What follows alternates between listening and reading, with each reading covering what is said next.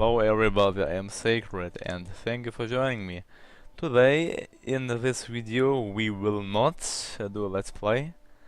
Instead, we will go through the changes and highlights of the Sunflower 1.2 patch, which has been released officially yesterday but has been available for, as a beta for a long time. The official patch notes are also out, they will be included in the description below. So, I will speak only of the highlights of this patch, because, I could talk of the patch in general, what everything has been changed, but that would take a really long time, so we won't do that. So, the first thing you'll notice is, it says Sunflower version 1.2 with the checksum PB23. So, if you want to go sure that you are playing the game vanilla on Sunflower, on the Sunflower 1.2, also the patch is 1.2, but it's codenamed Sunflower by the developers. That's why it's saying Sunflower here. It's a code name given by Paradox. Otherwise, if you want to go sure to play the game in vanilla, in the Sunflower 1.2 patch, you need to have the checksum BB23. So don't forget that. Probably also if you want to play on Iron Man, but I'm not sure about that. So, the biggest highlight is the AI improvement. Well, not the biggest, but I mean, everything is kind of big, but the first highlight is the AI improvements. So the AI now is much smarter. One example is if you play as the Soviet Union, then you can beat the Germans with quite an ease. Because most of the time they will simply waste all of their troops here down below in Africa. And does that make any sense to you, to waste your troops down below in Africa? No, it doesn't. I mean, why should you?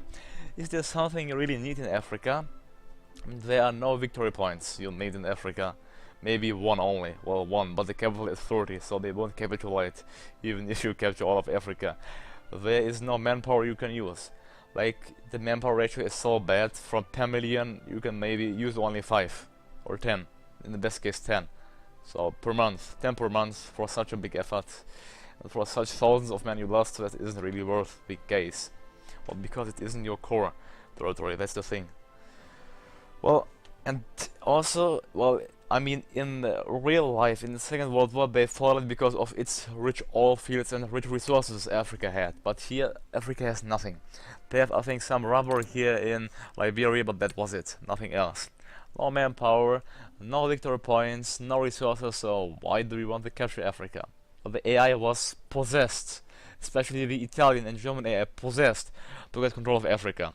I saw in maybe 80% of my games that the UK invaded Italy successfully before 1940.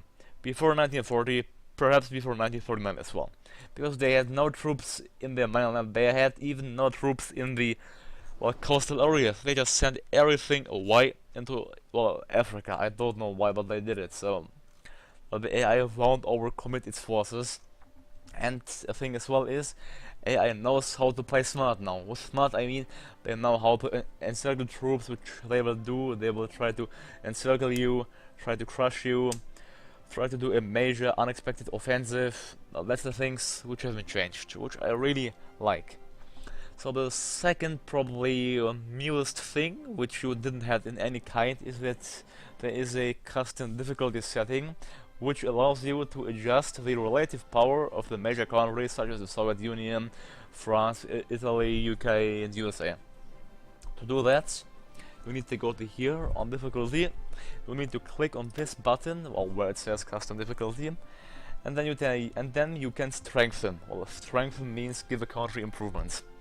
So for example, let's say you want to strengthen your playing as the Soviet Union, you want to have a really hard game. I mean, they had it really hard in the Second World War. Here it's really easy because I never saw the Germans pushing in like that, how they did in the Second World War. Never so deep. So if you want to do that, you can click on this, and here's a slider. There are 4 different levels: 2, 3, 4. The first level isn't it's actually helping quite much if you consider it's what it's giving to you. So, you see a division attack on core territory, defense on core territory, production efficiency cap, production efficiency growth, political power gain, research time, air experience, that isn't that useful, but reinforcement rate, division recovery rate, so you can fight faster and have a constant advantage towards your enemies, a planning speed, entrenchment speed, a lower supply consumption. That's only the things, plus the research temp minus 5%.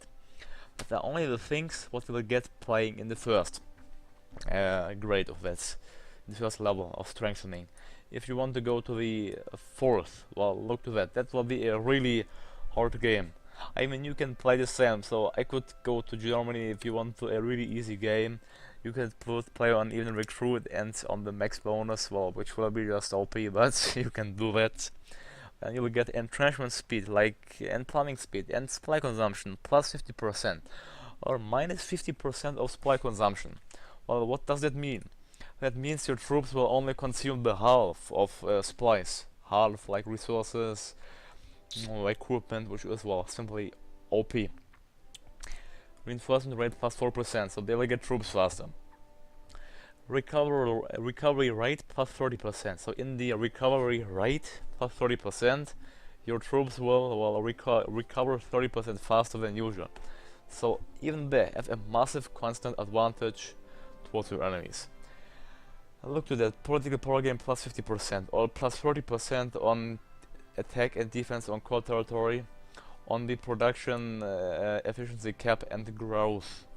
So the efficiency growth, so it grows, well, double as fast. So that's simply, well, a big factor. So you don't need to wait, you need to wait the half time, if you see that. As well as the efficiency cap, so plus 30%. I think in the start of the game you only have a efficiency of 20%, so starting off with plus 30% is quite, well, much, if you see that. Really nice buffer here. Nice buff for the enemy or for you, depending on who you assign it to. Well, you can do it by yourself. You can, for example, give Italy less, the Soviet less, Germany less, France, like lots of. If you want to revive the empire of Napoleon, just, well, conquer all of Europe would be quite funny. The UK, then China, and so on. So you can make your own custom game.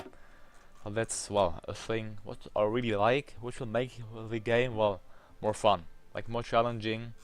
If you want a hard game, which some of you may want. Well, that's about the second change. Let's go over to the third change.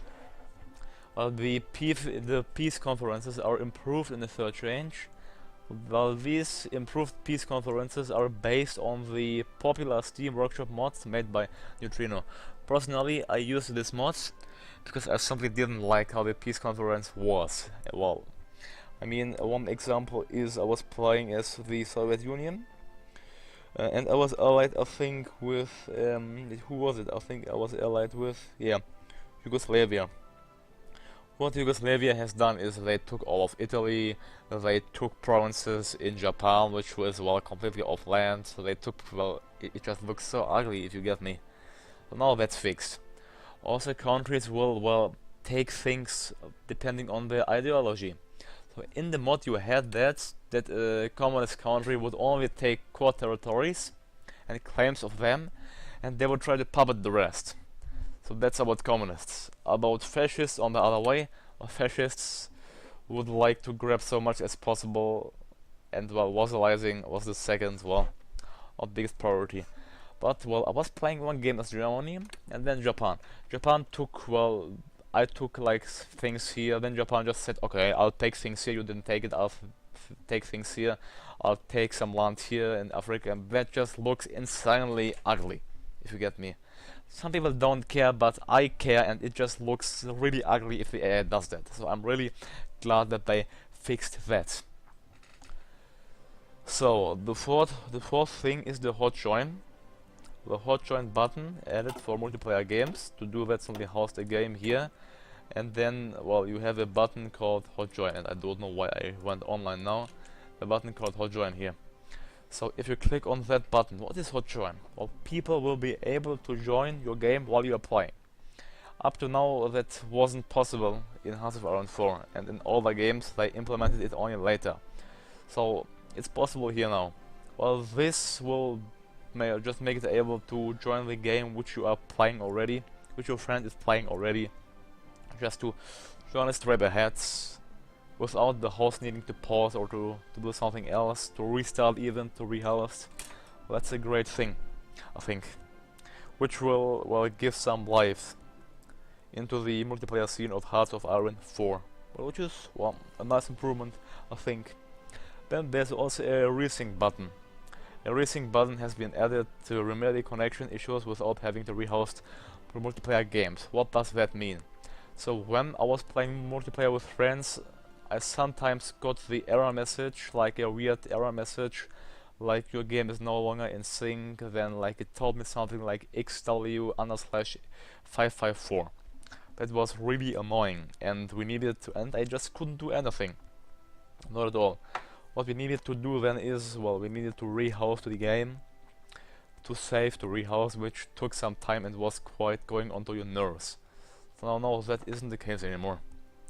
You can simply click on, you will get the button if it's out of sync, so click on the resync button, then you're able to remedy, to, well, fix your connection issues, and you don't need to rehost. Voila, it's done. And, well, one thing which is new as well are the new releasable nations in the game. I will come to that after a break. Let me set it up. You can release, well, let's say, countries from the core territory of the Soviet Union or of France. To do that, you need to click on the Soviet flag, then go to Manage Occupied Territories. Then you can release 4 countries playing as the Soviet Union. You can release the Republic of Ukraine, which, well, they will get these cores, and you will lose them, so it isn't worth probably as the USSR. You can release Ukraine, Azerbaijan, Democratic Republic, Republic of Armenia, and the Republic of Georgia. Well, that's not useful for while playing as the Soviet Union, unless you really want to play as Ukraine in this 1946 state. But one thing is, for example, as Germany, if you conquer these territories in a peace treaty, you can just puppet them.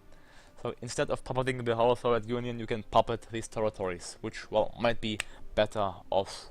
I would annex them, but, well, so like to release that, we go and release, let's release all nations, and then look into one nation actually here, what it looks like. So all nations are released, so I'll be right back then. We did release the Ukraine, and yeah, you can simply load the save game, select Ukraine, and play as Ukraine.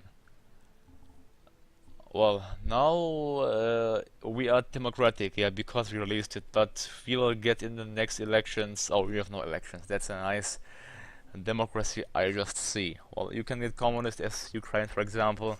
Like, it would be maybe nice if you play a co-op game, then you can release the Ukraine and play together with your friends as the Soviet Union, but him managing the territory of Ukraine, which, well, might be a thing that you could try out and retake your course, etc. Would be, well, nice, wouldn't it? So Ukraine has cores in the Polish region here, with territories. So this 3 is the cores. You can't release White Russia yet, Belarus, which they will add down. So you see, you got your own industry, you got your own manpower, 28 million, which is not that bad. Then you can, well, you have of course the generic focus tree here only. Then, well, you have the Russian template, which is quite alright. So all of these nations have the Russian templates, so you are starting off with a template. That's quite nice. Well, that's it. Now let's look onto the 3 other countries which we can release as France, which is Cambodia, that country, and Thailand. France. So, and you see, you have absolutely no, actually you have 2, well, civilian factories here. That's the thing you only have. Of course, as the resources, so you might want to keep these, up to you. But here in these 2 states you have nothing, so it might be smart to release them so they can fight on their own. To do that, simply go to Vietnam, release Vietnam if you want. You can release, of course, these states you can release. You can release Laos, and you can release as well as the Republic of Cambodia.